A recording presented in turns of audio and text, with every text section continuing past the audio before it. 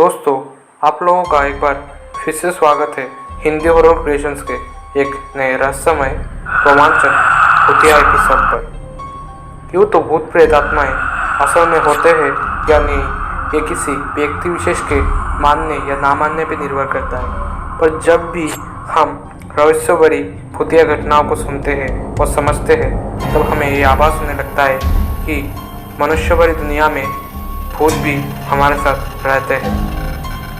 इन घटनाओं को सुन के ज़्यादातर कुछ लोग विश्वास करते हैं या कुछ लोग नहीं भी करते हैं, पर इसमें थोड़ा सा रहस्य भरा होता है। ऐसी एक घटना प्रकाश नाम के एक नौजवान के साथ हुआ था जब वो अपने गांव में छुट्टी मनाने गया था।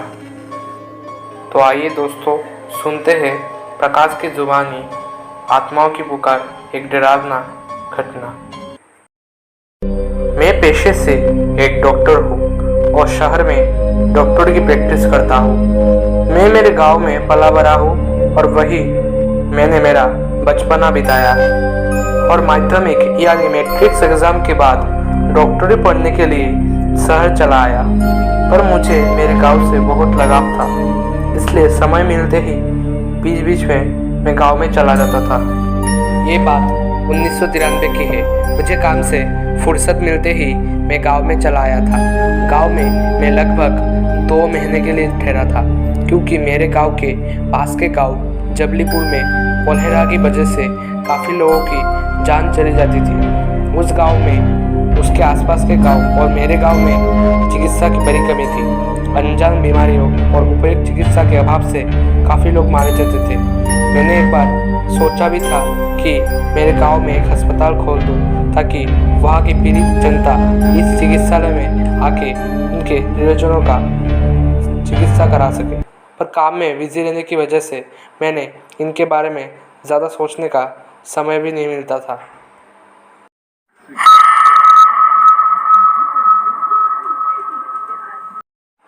ये अप्रैल का महीना था। मैं मेरे गांव में 1 महीना बिता चुका था और उस महीने के 24 तारीख की बात है, जो कि मैं आज तक भुला नहीं पाया। मैं रात को थका हुआ बिस्तर पे लेट के आराम कर रहा था। चौपड़ी के बाहर बादल गरज रहे थे और बरसात हो रहा था। मैं काफ़ी उदास था इस बात को लेकर कि एक डॉक्टर होते हुए भी मैं जबलीपुर के उन बेचारे लोगों की कोलेरा से जान बचा नहीं पाया। तब रात के 10 बज रहे थे। तब के दिनों में आज की तरह लाइट भी हुआ नहीं करता था। बिस्तर के पास एक हेरिकेन के टिमटिमाती हुई रोशनी में मैं ठीक ठाक सो रहा था। तभी किसी ने दरवाजे पे जोर से ठकठकाया। मैं जाग गया और हेरिकेन लेकर दरवाजे के सामने चला आया।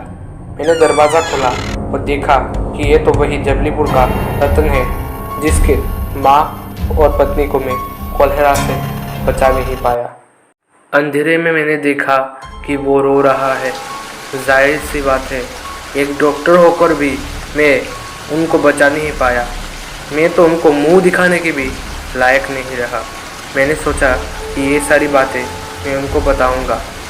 तभी उसने कहा, डॉक्टर साहब, मेरे बच्चे को बचा लीजिए, उसे भी कोलेरा हुआ है।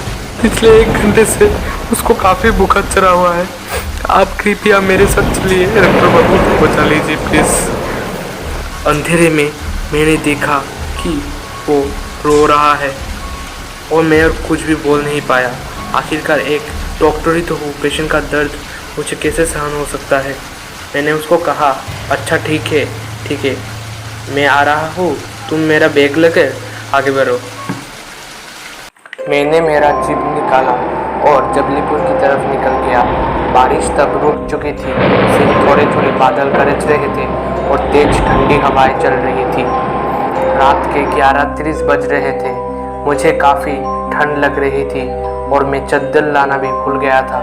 ये सब तो ठीक था, पर एक अजीब बात थी कि रतन तो मेरे पहले ही मेरे गांव से जबलीपुर की तरफ निकला था,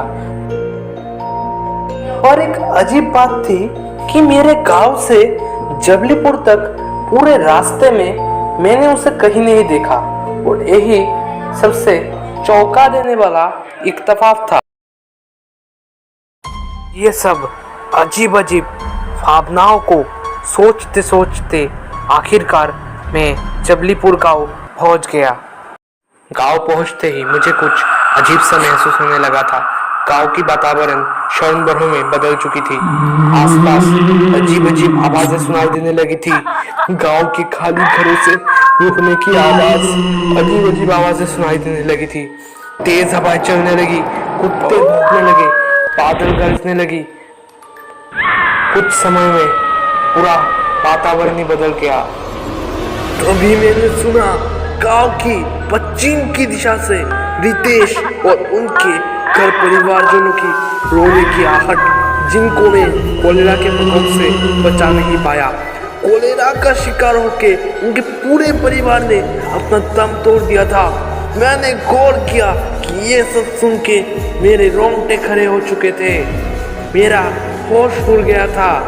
मुझे कुछ समझ में नहीं आ रहा था। मेरे आंखों के सामने अजीब अजीब परछाई मुझे दिखने लगी थी। याद होने लगी उनकी रोने और चीखने की आवाज़ें, साथ में कानों में भी सुनाई देने लगी। डरते डरते मैं आखिरकार खेत के सामने आ गया। इस खेत से सीधा जाने पर रतन का घर आता था और उसके आसपास कुछ झोपड़ी थी।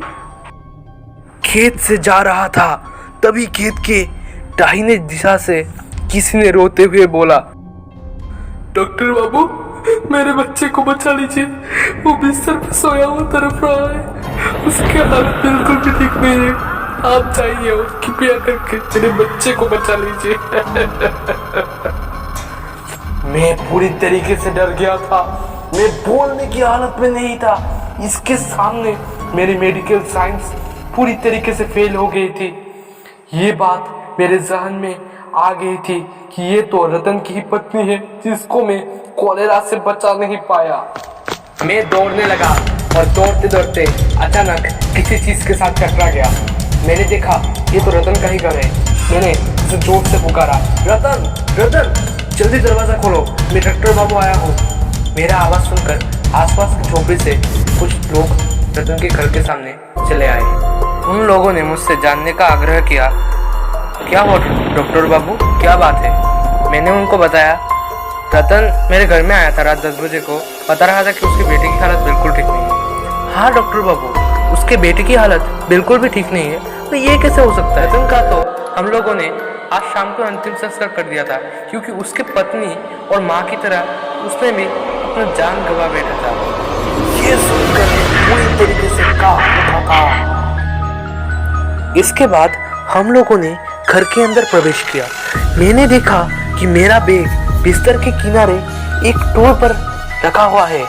ये देखकर मैं बिल्कुल चौंक गया, पर बाद में सोचते सोचते मुझे ऐसा लगा कि शायद ये रतन की आत्मा ही है जो इस बैग को यहाँ पर रखा है, ताकि मैं आसानी से उसके बेटे का चिकित्सा करा सकूं। हमने देखा कि रतन का लड़का बिस्तर पर पड़ा हुआ है और तड़प रहा है। हमें काफ़ी बुरा लगा।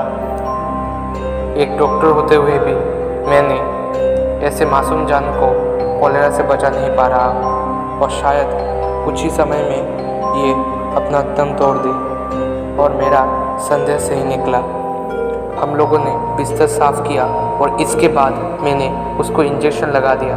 और अफसोस की बात थी कि कुछ समय में उसने अपना दम तोड़ दिया। ऐसी अनहोनी विचित्र घटना घटने के बाद मैं उस रात को उसी गांव के एक घर में ठहरा। उस रात को मुझे किसी भी बुरी शक्ति का आभास नहीं हुआ। इसके बाद मैं सुबह उठकर गाड़ी लेकर शहर चला आया।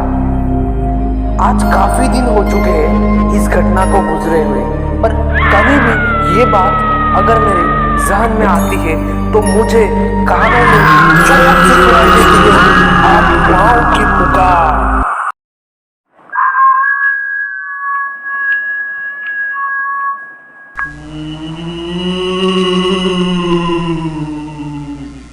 हाय गाइस, मेरा नाम गौतम है और मैं इसी चैनल हिंदी और क्रिएशंस पे काम करता हूँ। ठीक है, तो काफ़ी समय से मैं सोच रहा था कि हम हमारे चैनल पे एक सीरीज़ बनाएंगे जहाँ पर हम लोग आपके जो हॉरर एक्सपीरियंस है जो कि आपने आपके लाइफ में फेस किए हैं वो हॉरर एक्सपीरियंस हम हमारे चैनल पे डालेंगे और आपके नाम के साथ डालेंगे, जो कि सबसे बड़ी बात है।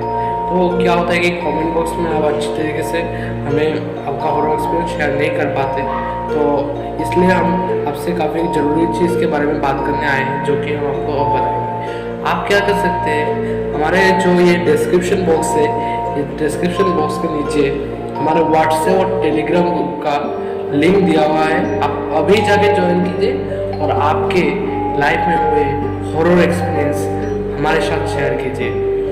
हमें बहुत अच्छा लगेगा अगर हम आपका हॉरर एक्सपीरियंस हमारे चैनल पे आपके नाम के साथ बना सकें। थैंक यू दोस्तों, नमस्कार।